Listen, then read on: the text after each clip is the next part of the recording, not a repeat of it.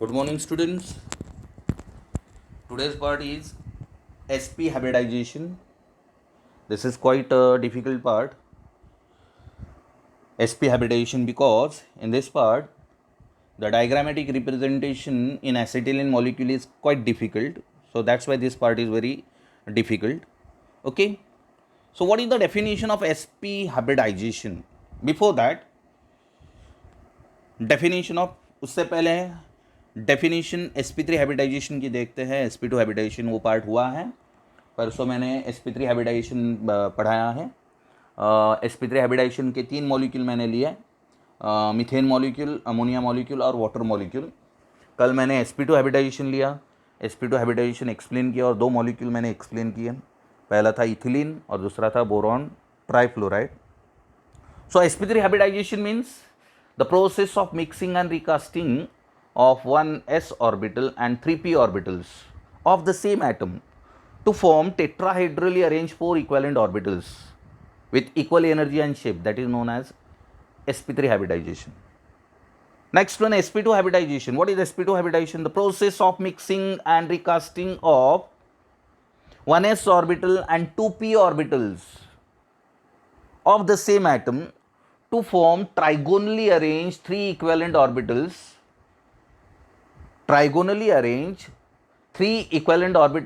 with equal energy and shape, that is known as sp3 hybridization. Sorry, sp2 hybridization.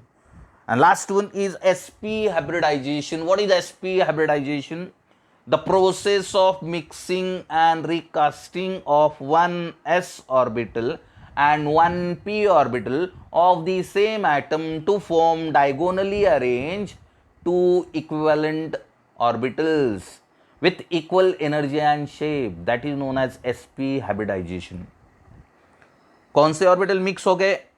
s का एक orbital और p का एक orbital. p के 3 orbital हैं, उसमें से एक ही ऑर्बिटल हाइब्रिडाइजेशन में पार्टिसिपेट कर, 2 ऑर्बिटल हाइब्रिडाइजेशन में पार्टिसिपेट नहीं करते. कौन से? py and pz. So exactly what is the explanation? Explain sp hybridization with diagram. Explain sp hybridization with diagram. In this type, one s and one p orbital undergo mixing. In this type, one s and one p orbitals undergo mixing and recasting to form 2 sp hybrid orbitals of same energy and shape. To form 2 sp hybrid orbitals of same energy and shape. The 2 hybrid orbitals are placed at an angle. ये जो 2 hybrid orbital बन जाते हैं उनका bond angle कितना होता है? The 2 hybrid orbitals are placed at an angle 180 degree. sp3 hybridization का बॉन्ड एंगल कितना होता है? 109 डिग्री 28 मिनट्स. sp2 hybridization का बॉन्ड एंगल कितना होता है? 120 degree, because of it is planar molecule. And sp hybridization होने के बाद बॉन्ड एंगल कितना आता है? 180 degree, because of it is a linear molecule. It produces linear shape, so that's why it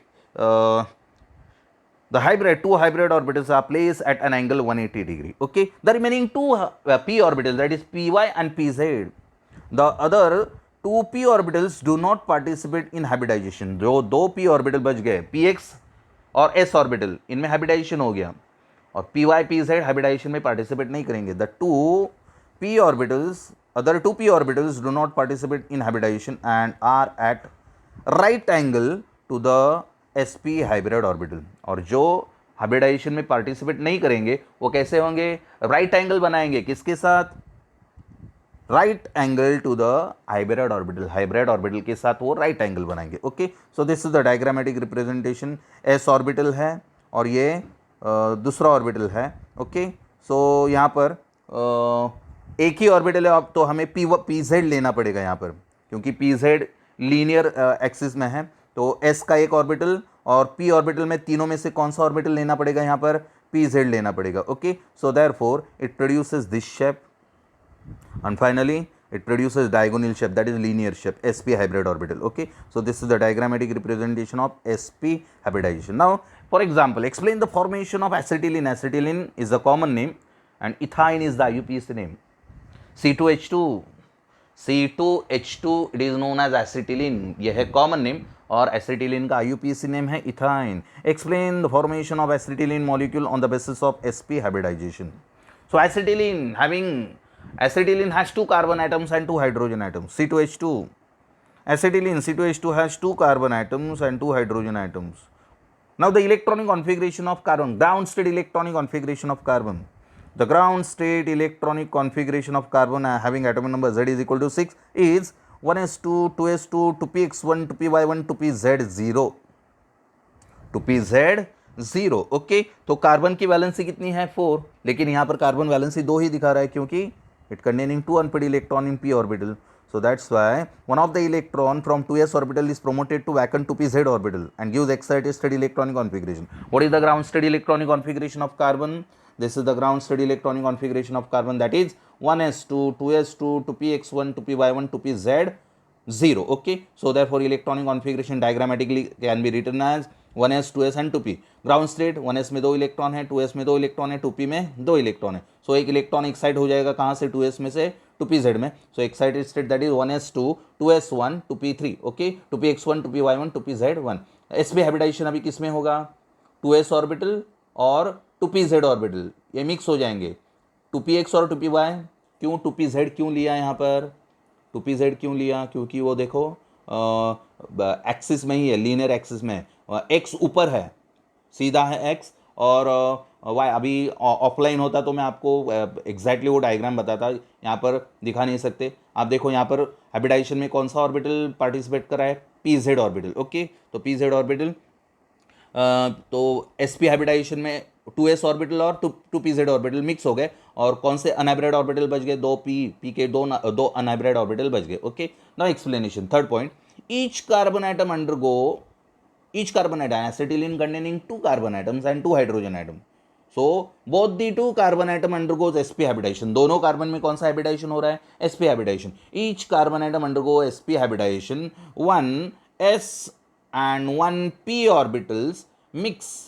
sp hybridization मतलब क्या है, 1s and 1p orbital mix and recast to give 2 sp hybrid orbitals arrange at 180 degree. 2 hybrid orbital बन गए, और वो 2 hybrid orbital कितने angle में arrange हो रहे हैं, 180 degree, because of it is linear molecule. Okay, 180 degree to each other. Okay, out of the 2 sp hybrid orbitals of carbon atom, out of the 2 sp hybrid orbital of carbon atom, 1 sp hybrid orbital overlap axially with.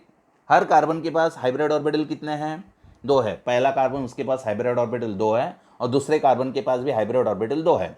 और हर carbon के पास unhybrid orbital कितने हैं, 2 है unhybrid. तो unhybrid orbital pi bond बनाएंगे और hybrid orbital sigma bond बनाएंगे. So therefore each carbon atom undergoes sp hybridization, 1 s orbital and 1 p orbital mix and recast to give 2 sp hybrid orbitals arranged at 180 degree to each other. Okay, so out of 2 sp hybrid orbital of carbon atom, 1 sp hybrid orbital of each carbon atom overlaps axially with 1s orbital of hydrogen atom.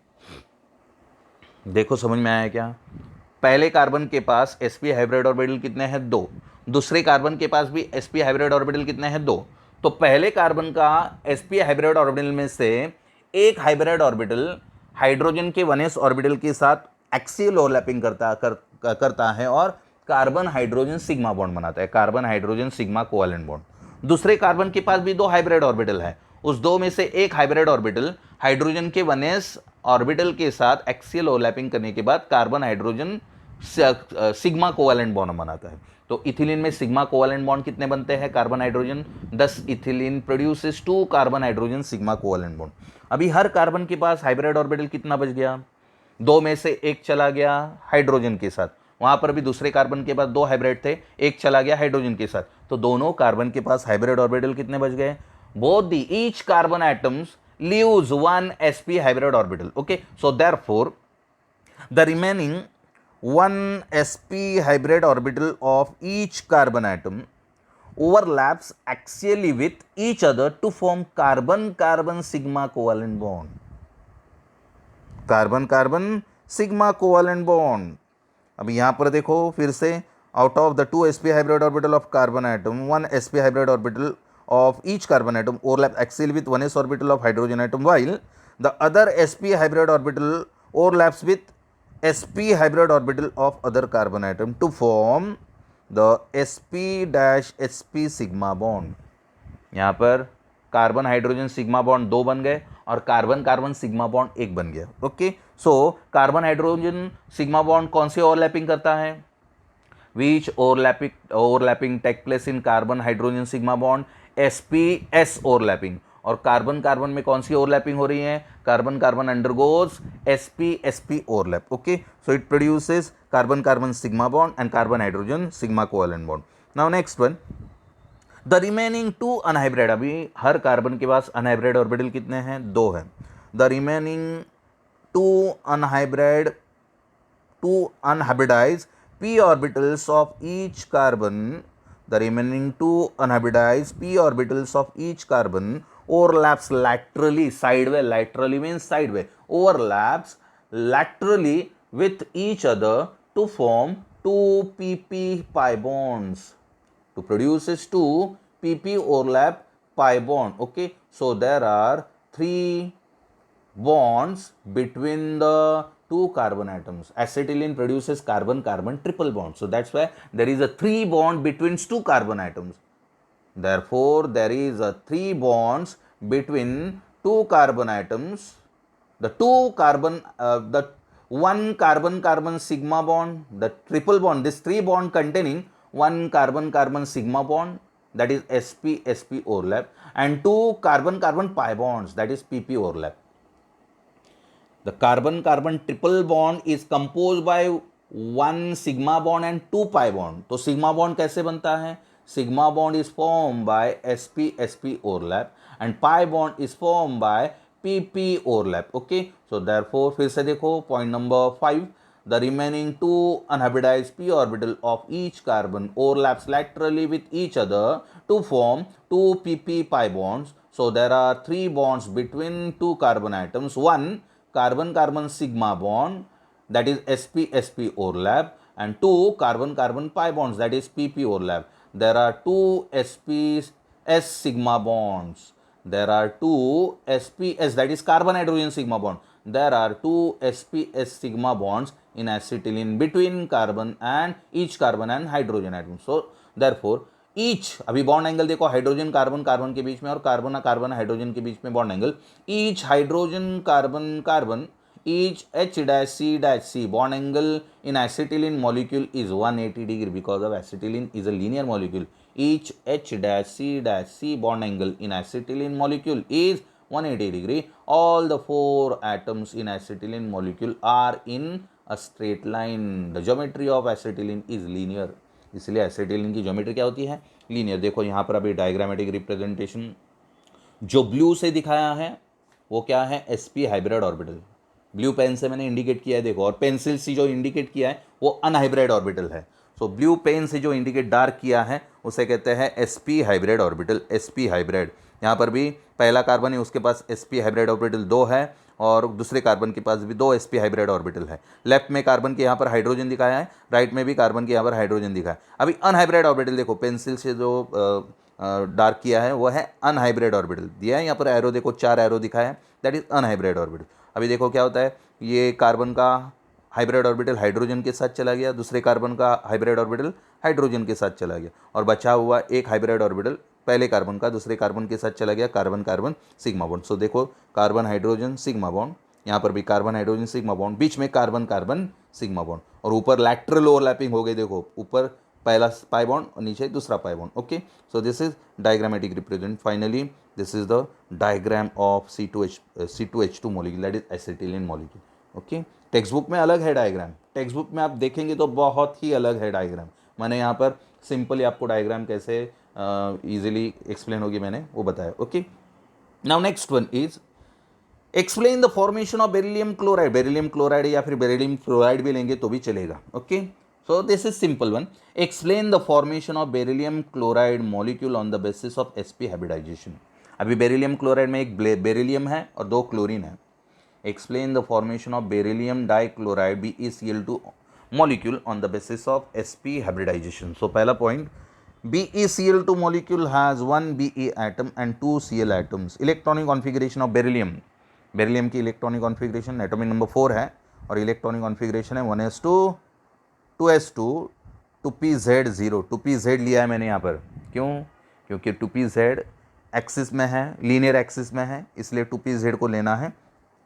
2px और 2py लेने की ज़रूरत नहीं है, यहाँ पर आगे नहीं दिया है. 2px पहला लिया है, 2pz लिया है. Okay, so the electronic configuration of beryllium is 1s2 2s2 2pz0. Okay, now diagrammatic representation of electronic configuration of beryllium.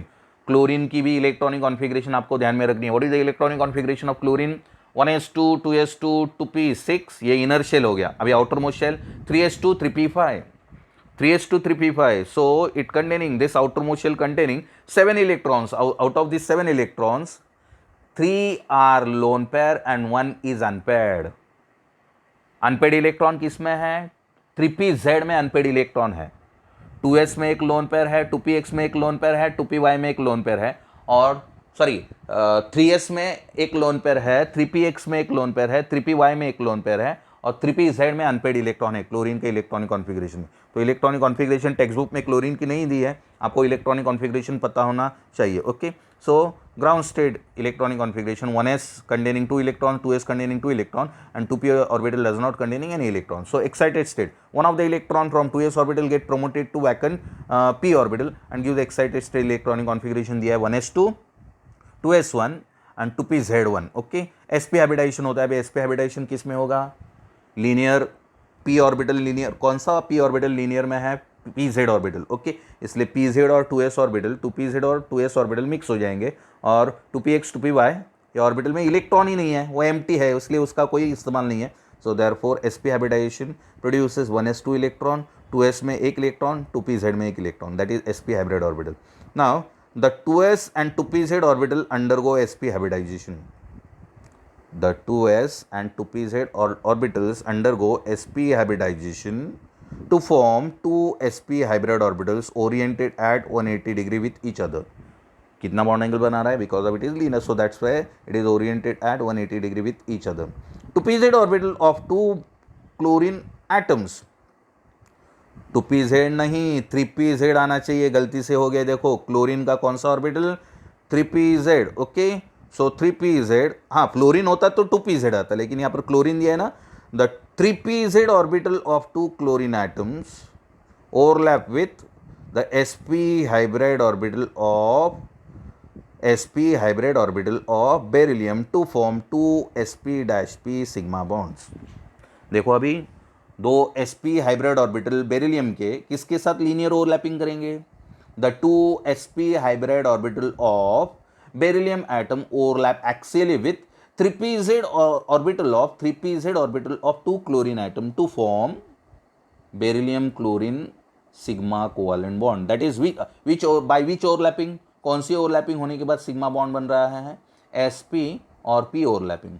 sp and p overlapping produces sigma bond. Okay, so that is point number 4. Fifth one, Cl-Be-Cl bond angle is 180 degree and the geometry of the molecule is linear. Geometry वही आएगी क्योंकि sp hybridisation हो रहा है. Okay, और ये है diagrammatic representation for beryllium dichloride molecule. Diagrammatic representation देखो, 2s ऑर्बिटल है, किसका है 2s ऑर्बिटल? बेरिलियम का, और ये 2pz ऑर्बिटल है बेरिलियम का ही. ओके, बन गया sp hybrid orbital. sp hybrid orbital बन गया. अभी sp हाइब्रिड ऑर्बिटल क्लोरीन के साथ, यहाँ पर अभी फ्लोरीन नहीं दिया है, ये sp हाइब्रिड ऑर्बिटल बन गया. अब ये sp हाइब्रिड ऑर्बिटल दो क्लोरीन के साथ मिक्स होने के बाद ये बन गया बेरिलियम क्लोराइड. तो ये डायग्राम यहाँ पर क्लोरीन की डायग्राम नहीं दी है, क्लोरीन 3pz ऑर्बिटल नहीं दिया है, वो 3pz मिक्स होने के बाद ये बन गया. Okay, so this is the diagrammatic representation. Text book में इसी तरह दिया है, लेकिन टेक्स्ट बुक में मुझे लगता है वो गलत दिया है. ये sp हाइब्रिडाइजेशन है, sp hybridization. Okay, now importance of valence bond theory. अभी तक हम ये वैलेंस बॉन्ड थ्योरी ही देख रहे थे. Valence bond theory undergoes hybridization. So the importance of valence bond theory. First importance, delocalization of electrons over the nuclei. Delocalization of electrons over the nuclei. Second one, shielding effect of electrons. shielding effect of electrons. These are the importance of valence bond theory. And covalent character of bonds, and partial ionic character of bonds, the concept of resonance and connection between resonance energy and molecular stability. These are the importance of valence bond theory. Okay, पांच importance है. क्या है पांच importance देखो. पहला है delocalization of electrons over the nuclei, delocalization of electrons between the nuclei or over the nuclei. Second one, shielding effect of electrons. Third one, covalent character of bonds. Fourth one, partial ionic character of bonds, and last one, partial ionic character of bonds. And fourth one, no sorry, last one, the concept of resonance and connection between resonance energy and molecular stability. Okay, so these are the valence bond theory, importance of valence bond theory. Okay, आगे है molecular orbital theory. molecular orbital theory, अभी इसमें हमें molecular orbital theory में हमें उसके पहले formation of molecular orbital theory कैसे और मॉलिक्यूलर ऑर्बिटल थ्योरी कैसी बनती है वो देखना है. Molecular orbital theory, explain the formation of molecular orbital theory. Explain the formation of molecular orbital theory. MOT gives accurate explanation. MOT means molecular orbital theory gives accurate explanation of electronic structure of molecules. Accurate explanation of electronic structure of molecules. Second one, the theory does not concentrate on individual atoms. It considers the molecule as a whole rather than an atom for the bonding. क्या है first formation of molecular orbital theory कैसे बनती है. देखो पहला है molecular orbital theory gives accurate explanation of electronic structure of molecules.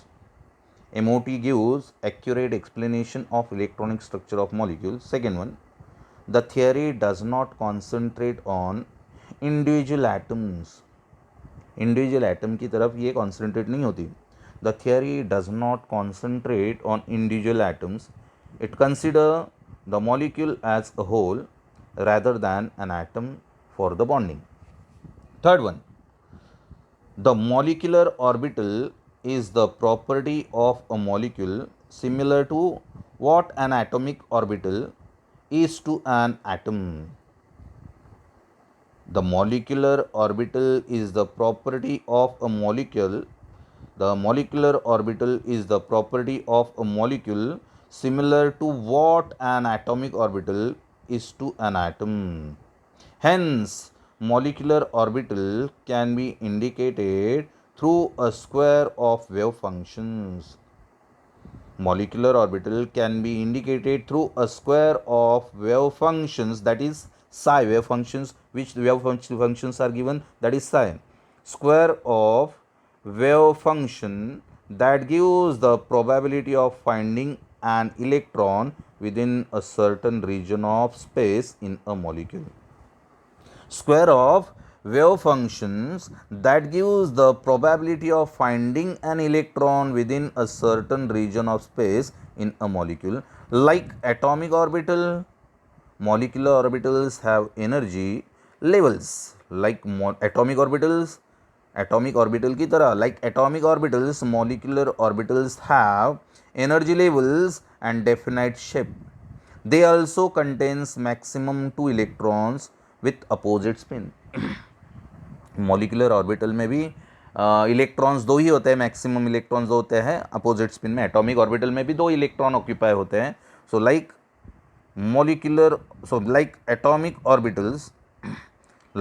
atomic orbitals, molecular orbitals have energy levels and definite shape. They also contains maximum 2 electrons with opposite spin. Okay. Fourth one, according to the theory, the formation of molecular orbitals from atomic orbitals is express in terms of linear combination of atomic orbital. अब ये जो point मैं बता रहा हूँ यहाँ पर आपको कुछ भी समझ में नहीं आएगा। जब हम लोग एग्जाम्पल सॉल्व करने लेंगे तब आपको पूरा इजीली, एकदम इजी है ये मॉलिक्यूलर ऑर्बिटल थ्योरी, पूरा इजी है। मॉलिक्यूल कैसे बनता है ये हमें देखना है मॉलिक्यूलर ऑर्बिटल थ्योरी में, और वो जब मॉलिक्यूल एग्जाम्पल जब लेंगे तो आपको इजीली समझ में आएगा। ओके, फोर्थ है according to the theory, the formation of molecular orbitals from atomic orbitals is expressed in terms of linear combination of atomic orbitals, that is LCAO. LCAO means linear combination of atomic orbitals. This can be understood by considering the interference of the electrons wave of combining atoms. This can be understood by considering the interference of the electron waves of combining atoms. Interference of electron waves can be constructive or destructive. Interference of electron waves can be constructive or destructive. Hence, two atomic orbitals can combine in two ways to form molecular orbital. Interference कैसे होते हैं? Constructive होते हैं या फिर destructive होते हैं। इसलिए दो एटॉमिक ऑर्बिटल्स कंबाइन होते हैं और मॉलिक्यूलर ऑर्बिटल बन जाते हैं। Because of interference it is a constructive और destructive. The two atomic orbitals can combine in two ways to form molecular orbitals. Okay, first one, by addition. Molecular orbital कैसे बनते हैं देखो, by addition of their wave function, by subtraction of their wave function. Third one, sorry, these are the two waves. These are the two ways of the combination of atomic orbital to form molecular orbital. पहला क्या है? by addition of their wave function. wave function को add करने के बाद या फिर wave function को subtract करने के बाद, by addition of their wave functions and by subtraction of their wave function. This is two construction and destructive parts. Now fifth point is addition of the atomic orbital wave functions results in formation of molecular orbitals. तो atomic orbital add करने के बाद molecular orbital बन जाता है which has lower energy. Wave function को add करने के बाद जो मॉलिक्यूलर ऑर्बिटल बन जाता है उसकी एनर्जी कम होती है। और बाय द सब्सट्रैक्शन, देखो फिर से, addition of atomic orbitals wave functions result in formation of molecular orbital which is lower in energy than atomic orbitals and is termed as bonding molecular orbital, that is BMO, bonding molecular orbital. And subtraction of the atomic orbitals results in the formation of molecular orbital. Atomic orbital को subtract करने के बाद जो molecular orbital बन जाते हैं उनकी energy higher होती है। Subtraction of the atomic orbital results in the formation of molecular orbital which is higher in energy than the atomic orbitals and it's termed as anti-bonding molecular orbital. Bonding molecular orbital की energy कम होती है और anti bonding molecular orbital की energy ज़्यादा होती है। It is known as anti bonding molecular orbital and having higher energy, it is at higher energy level. In bonding molecular orbital the large electron density, in bonding molecular orbital, यहाँ पर diagram दिया देखो, in bonding molecular orbital the large electron density is observed.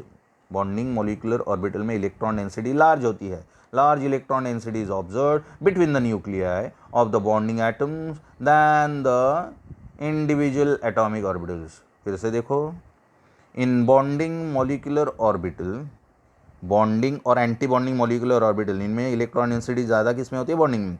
In bonding molecular orbital the large electron density is observed between the nuclei of the bonding atoms than the individual atomic orbitals. On the other